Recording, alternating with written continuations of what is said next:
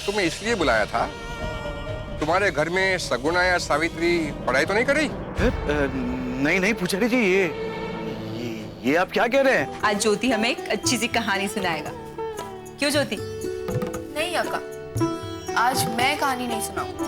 मतलब ये कि आज से सावित्री हमें कहानी सुनाएगी। सावित्री, तुम्हारी पढ़ाई से मुझे कोई दिक्कत नहीं है, लेकिन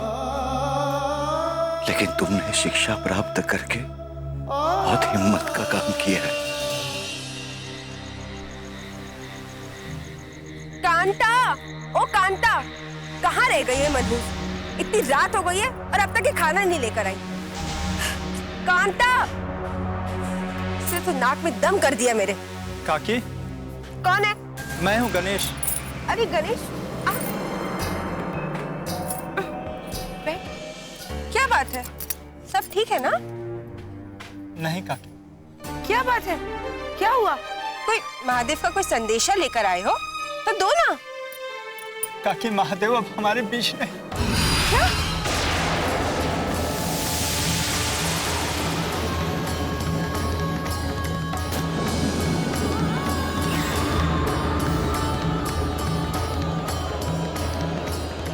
काकी, महादेव देश के लिए कुछ करना चाहता था।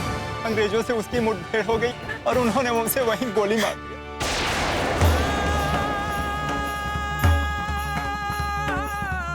नहीं, ऐसा नहीं हो सकता। ये झूठ है, ऐसा नहीं हो सकता। ये सच है कांता भाभी, ये सच है। वो तो खुद आपसे मिलना चाहता था, आपकी दिन रात चर्चा करता था।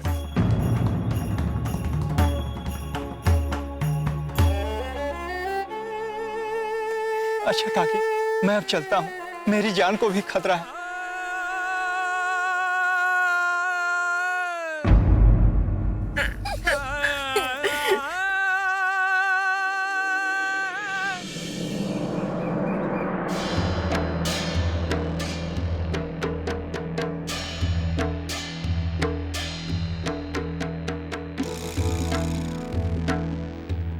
प्रणाम महाराज। हाँ महाराज, आप बहुत चिंतित लग रहे हैं। हाँ, चिंता की तो बात है। सब कुशल मंगल तो है? क्या बताओ, हम लोग इसी तरह भोजन, बैठक और विश्राम में फंसे रहे ना, हम लोग पूरी तरह खत्म हो जाएंगे। याद रहे, हमारी इसी लापरवाही के कारण हमारा राज्य हाथ से चला गया। कहीं ऐसा ना हो कि समाज भी हाथ से चला जाए। स्वयं पेशवा भी इस बात से चिंतित है। क्षमा करें महाराज, हम कुछ समझे नहीं। आखिर हुआ क्या है? हुआ ये है कि हम लोग जीवन की माया में फंसे हुए। हमें अपने जीवन में जागृति चाहिए। हमारे जीवन में जागृति सिर्फ धर्म ही ला सकता है। हमें अपने धर्म पर ध्यान रखना होगा, दूसरों के धर्म पर ध्यान देना होगा, और यह भी ध्यान रखना होगा कि कोई भी किसी भी स्थिति में हमारे धर्म के विरुद्ध न जाए। महाराज, हम कल इसी विषय में चर्चा के लिए आपके पास आने वाले थे। लोग दिन पर दिन विधर्मी होते जा रहे हैं, धर्म का भय समाप्त होते जा रहा है। महाराज, एक यजमान ने तो हमसे यहाँ तक पूछ लिया कि जब हम हमारे धर्म के होते हुए अंग्रेजों के गुलाम हो गए, तो फिर क्यों ना हम अंग्रेजों के धर्म का पालन करें? हाँ, बिल्कुल स्थिति वैसे ही हो। समझ में नहीं आता इस स्थिति का सामना कैसे करें, और हमारी स्थिति का कारण है शिक्षा। जैसे जैसे पिछड़ों में शिक्षा का प्रभाव बढ़ रहा, वैसे वैसे लोग धर्म से डरने की बजाय हमारे ही खिल्ली उड़ा रहे हैं। और तो और अब नारी शिक्षा की भी बातें होने लगी हैं। नहीं, हमें ये कदापि नहीं होने देना चाहिए। हम किसी भी स्त्री को शिक्षा प्राप्त नहीं करने देंगे, क्योंकि एक स्त्री के शिक्षा प्राप्त करने से उसकी सारी पीढ़ियां शिक्षित हो जाती है। अगर हमने ऐसा होने दिया तो हमारे राज्य की तरह हमारा समाज भी हाथ से चला जाए। हम दो हाथ दो पैर ज्ञान से भरे इस मस्तिष्क को लेकर किसी पशु के समान तुच्छ हो जाए। स्वयं पेशवा भी इस बात से बहुत चिंतित है। तो इसका उपाय क्या है महाराज? उपाय, हमें अपने अपने क्षेत्र में धर्म का बड़ी सख्ती से पालन करना होगा। लोगों के भीतर धर्म का डर पैदा करना होगा, डर। शपथ लेते हैं किसी भी स्त्री को शिक्षा प्राप्त नहीं करने देंगे, किसी भी स्त्री को भीतर भी नहीं होने देंगे।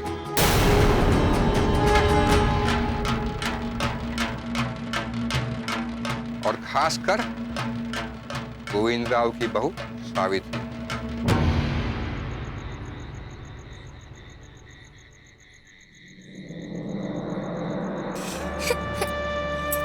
मेरे बेटे को खा गई, यहाँ बैठकर आंसू बहा रही है। चोरी छुपे चिट्ठी पढ़वाने गई थी ना, उसकी वजह से ये सब कुछ हुआ है।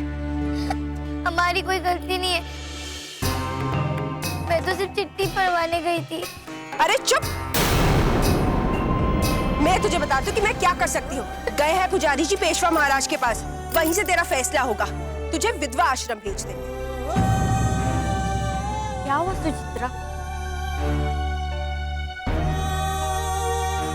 क्यों डांट रही हो इसे? किया क्या है इसने? क्या बिगाड़ा है इसने? मेरे बेटे को खा गई है और तुम कहती हो कि क्या बिगाड़ा है? अब तो मैं इसे एक पल के लिए भी अपने घर में बर्दाश्त नहीं करूंगी। इसको मैं विधवा आश्रम में ही भेज के रहूंगी, वहीं पे रहेगी ये।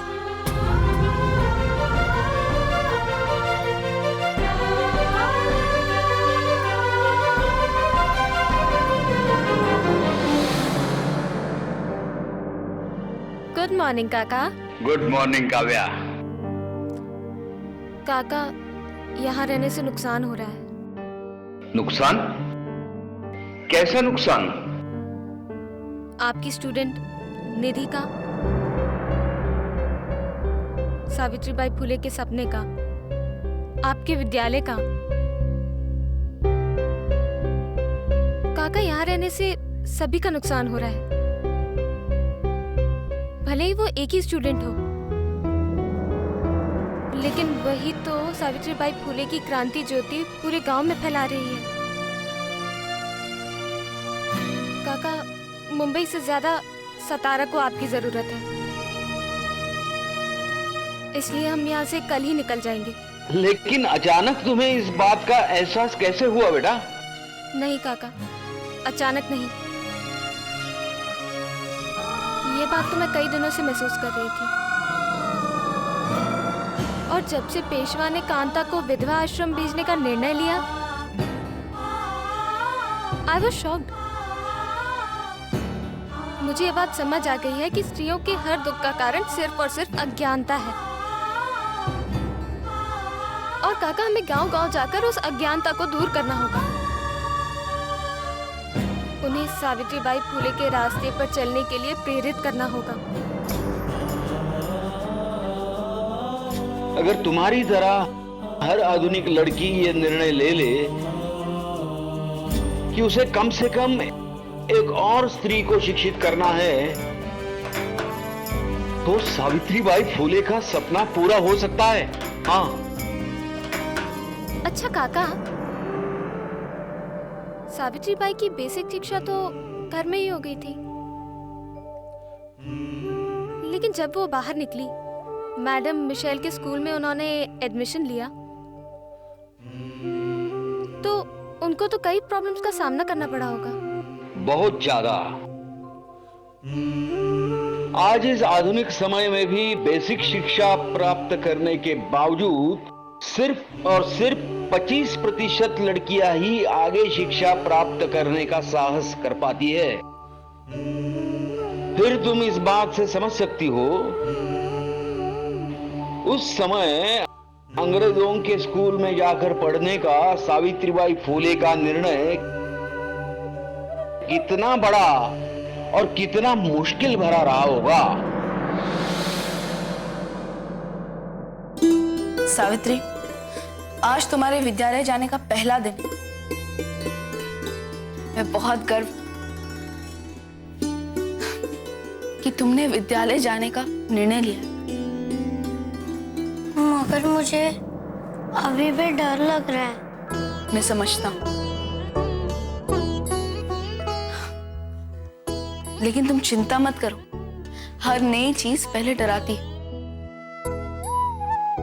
जैसे जैसे तुम शिक्षा प्राप्त करती जाओगी, तुम्हारा ये डर समाप्त होते जाएगा। और एक दिन ऐसा आएगा कि ये डर हमेशा हमेशा के लिए समाप्त हो जाएगा। जब तुम्हारी शिक्षा पूरी हो जाएगी, तब तुम अपने डर को भी ज्ञान से लोगे। और फिर देखना, और तब तो डर भी तुमसे डरेगा। सावित्री, तैयार हो तुम? जी अक्का। बहुत सुंदर लग रही हो। चलो, हमें जल्दी निकलना होगा, वरना भाऊ आ जाएंगे ना, तो भाऊ के सवालों का सामना करना पड़ेगा। चलो, हमें देर हो रही है। चलो चलो चलो।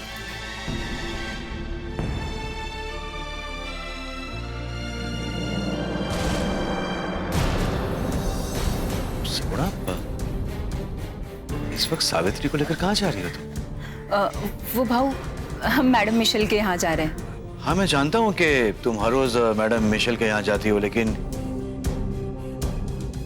सावित्री तुम्हारे साथ कहाँ जा रही है?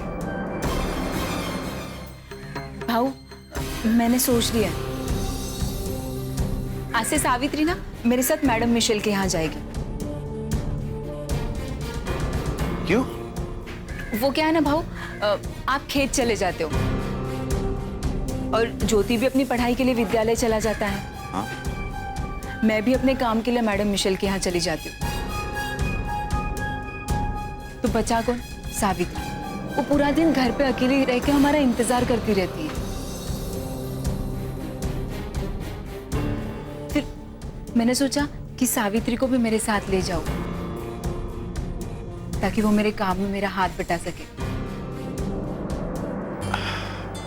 देखो सगुणा, सावित्री इस घर की बहू है, बेटी नहीं।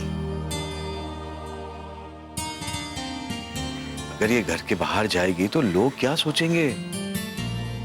पर भाऊ, आप ही तो कहते हैं ना कि सावित्री हमारी बेटी जैसी है। फिर ये भेदभाव क्यों? बेटी की तरह नहीं, मेरी बेटी है। लेकिन मैं ये सोच रहा था कि अगर सावित्री घर के बाहर जाएगी तो लोग तरह तरह की बातें करेंगे, क्या सोचेंगे? ठीक है भाऊ, जैसा आप कहें। मैं तो बस सावित्री की खुशी के लिए कह रही थी। वो क्या है ना, वो घर में बैठकर पूरा दिन अपने माँ बाबा को याद करती रहेगी।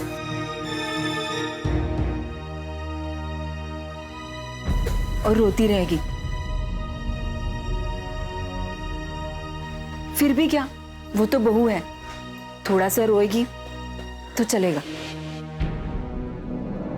नहीं नहीं सगुणा, ये तुम कैसी बातें कर रही हो? अरे मैंने खंडू जी को वचन दिया है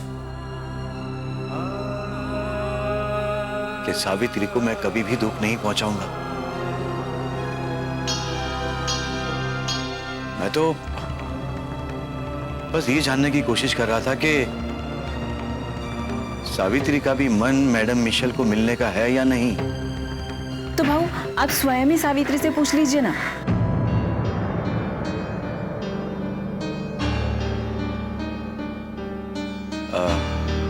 ठीक है। सावित्री बेटा, तुम घर पर रहकर आराम करना चाहोगी या मैडम मिशेल को मिलना चाहोगी?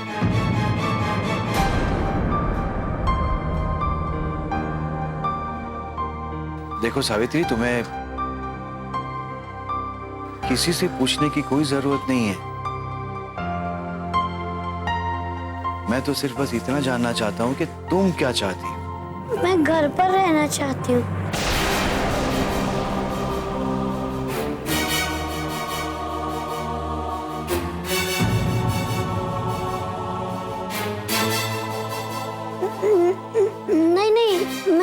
मिशेल के यहाँ जाना चाहती हूँ।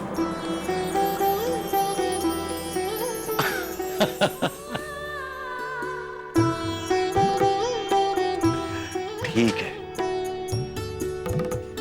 जो तुम चाहो वो कर सकती हो।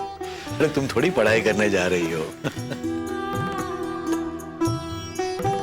रही बात लोगों की, तो उन्हें मैं देख लूंगा।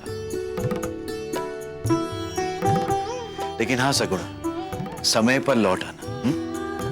हो भाऊ।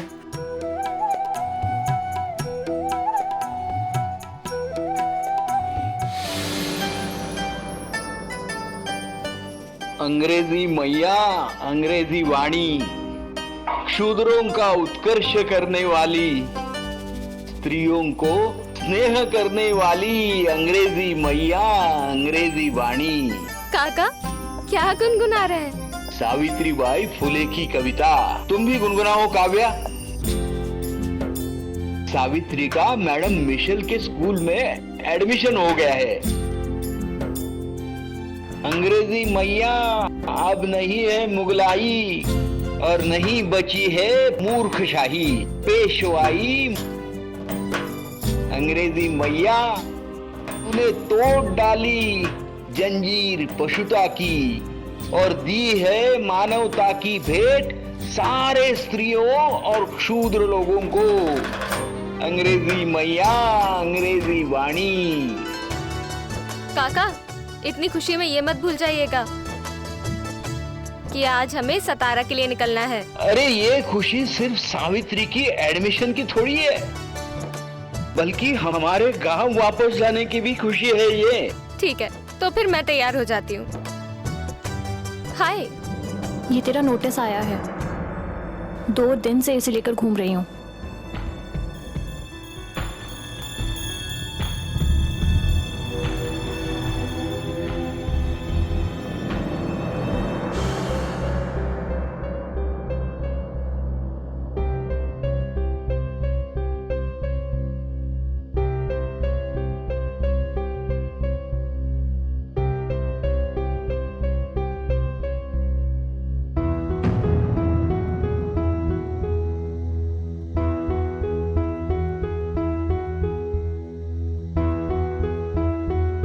क्या बात है काव्या, किस बात की नोटिस है ये?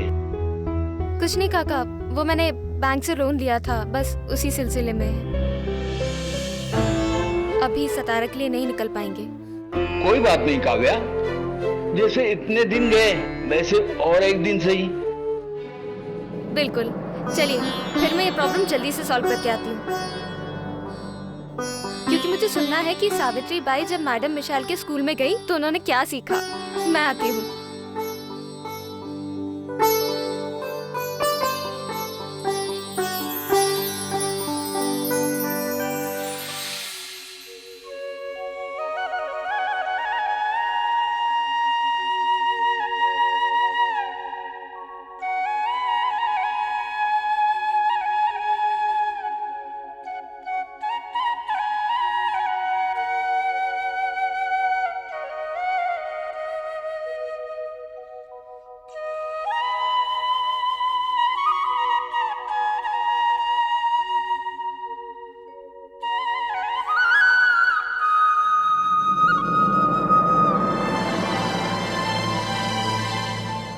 Please go. शगुना, तुम ठीक तो ना? इतनी घबराई क्यों हो? वो क्या है ना, हम आपसे ही मिलने आ रहे थे। अब आप हमसे मिले तो चिंता की कोई बात नहीं। बिल्कुल। ये सावित्री है, ज्योतिबा की पत्नी। वो तो ये वही ब्रेव चाइल्ड है जो पढ़ाई का डिसीजन ले लिया।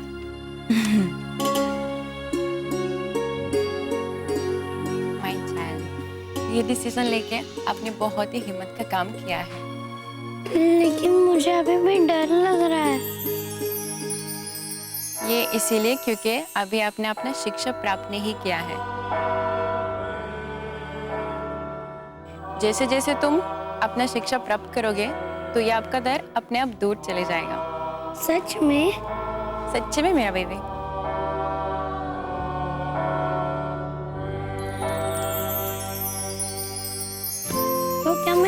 होने के बावजूद भी पढ़ सकती हूँ? बिल्कुल, आप लड़की होकर आप पढ़ भी सकते हो और पढ़ने के बाद आप पढ़ा भी सकते हो दूसरे लड़कियों को। आप कितनी अच्छी हैं। पर परेशानी वाली बात तो है, सावित्री जो पढ़ाई कर रही है ना, उसके बारे में सिर्फ ज्योतिबा को और मुझे ही पता है। गोविंद भाऊ को भी पता नहीं।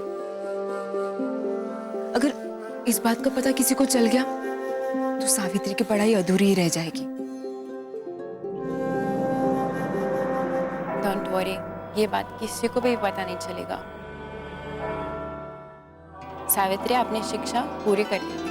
क्रांति ज्योति थी वो क्रांतिवीर, सावित्री बाई थी वो क्रांतिवीर, क्रांति ज्योति थी वो क्रांतिवीर। चाहिए काकी, मैं लिख देती हूँ। सावित्री तू लिख सकती है?